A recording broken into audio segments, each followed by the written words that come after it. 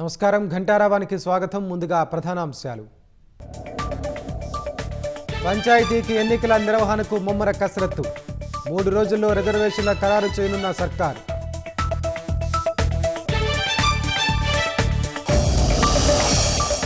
దానం నాగేందర్, కడియం శ్రీహరికి మరోసారి స్పీకర్ నోటీసులు.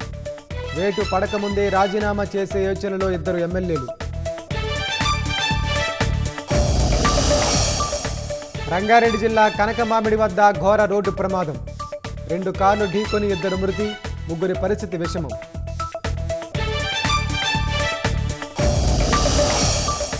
కర్ణాటకలో తారాస్థాయికి అధికారం మార్పిడి రాజకీయం. ఢిల్లీకి వరుస కడుతున్న డీకే శివకుమార్ మద్దతుదారులు.